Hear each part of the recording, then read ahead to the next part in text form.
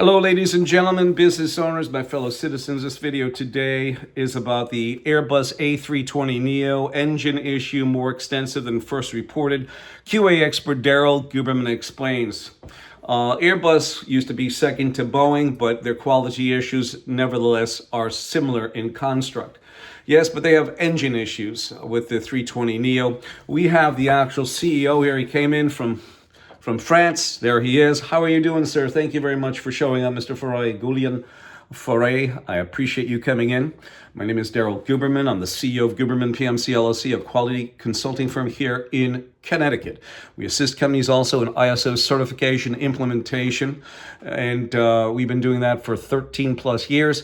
We have over 40 plus years again in aerospace, medical implants, medical materials, printing, and plastic distribution, where we dealt with all the industries. I'm going to put you down and let you know about the problem with Airbus and Boeing as well. In all the aerospace industries, we've had Virgin Atlantic complain about it, United, we've had American Airlines, etc., complain about these issues. They've actually kept it quiet. I'm just saying complain to make you, the public, feel a little bit better. But anyway, it is absolutely preposterous what is going on here. I am so happy for Mr. Foray that you've showed up today, because you have to listen to this. Several months ago, if not almost a year ago, AOG Technics, a supplier of critical aircraft engines, was caught fudging documentation from 2015 to present. For 9 years, they've been doing that. Well, I've got something to show you as well, because this is very important for passengers out there for 9 years. And don't think that those parts aren't flying around on those planes. How do we know what happened to Southwest today with the engine cowling blowing off? We know whether it was an engine issue or what have you, or maybe the clips broke. Who the heck knows? But the pervasive issues that are happening for Boeing airplanes is absolutely abominable. But we're going to give you a hint of why this has happened, and here it is.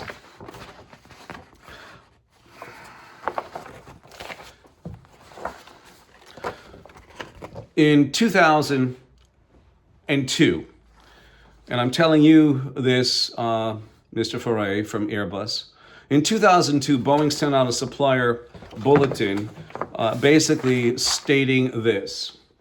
On an on-site Boeing survey of suppliers or audit of supplier quality system, if need be, our preference is to deal with proven suppliers with excellent quality performance and not have to do on-site quality system surveys.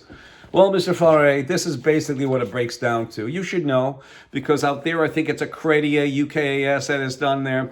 But we have a letter from the time he was the vice president of ANAP, the chairman of the International Accreditation Forum Incorporated in Delaware, and also he was the principal on the IAF tax firm from 2014 when he held those leadership roles, Randy Doherty. He said that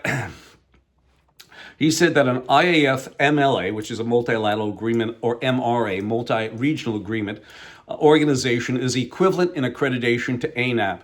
And also the ANSI and ANAP formed a unified effort in 2018. ANSI took over complete control over ANAP.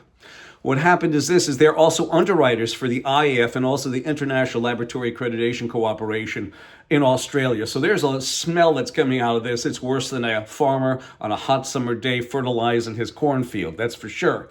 So you look at that and you see that ANSI, ANAP are underwriters for the IAF. They're underwriters for ILAC. Okay, and ANSI was the founding organization of the IAF, so they have IAF control, basically. We're going to show you this. This is what it says. That supplier bulletin says, if you are AS 9100 certified and you are accredited by ANSI ANAP, just send us your certificate, send us your parts, and Boeing doesn't have to do any on-site audit for 22 years, ladies and gentlemen. You hear that? Now, you take a look at AOG Technics, who is fudging documentation. And Boeing was also caught fudging documentation many, many times. It's not just once or twice, but most recently on their composite facility in Pennsylvania, their Bell Boeing for V-22 Osprey, the military tilt rotor aircraft.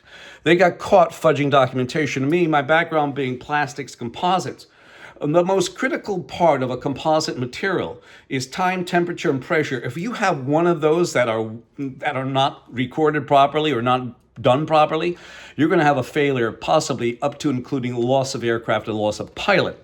The next thing is that they really don't want anybody to know this, but Boeing was made an FAA regulator, Mr. Faray, in 2009 to present, which means that they didn't have to tell anybody about their MCAS system, that if you remember the Indonesian Air and Ethiopian Air aircraft, they had issues with the MCAS system.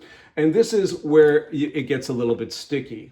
FAA grants Boeing more autonomy on certification. FAA increased authority of Boeing's commercial airplane division to self-certify its own aircraft.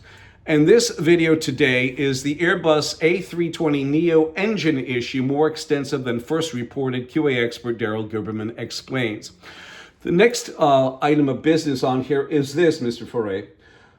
This allows Boeing employees to perform tasks on behalf of the FAA that include oversight of testing and product standards, along with certification of aircraft technologies. There's the MCAS, and new aircraft designs. So yeah, we've got problems here in the aerospace industry. You've got problems with your engines and everybody else, Boeing and Airbus, because of AOG techniques. Do you think from 2015 to present that all of those aircraft parts that they fudged documentation on aren't flying on your jets? Oh, I would think again, because absolutely they're flying.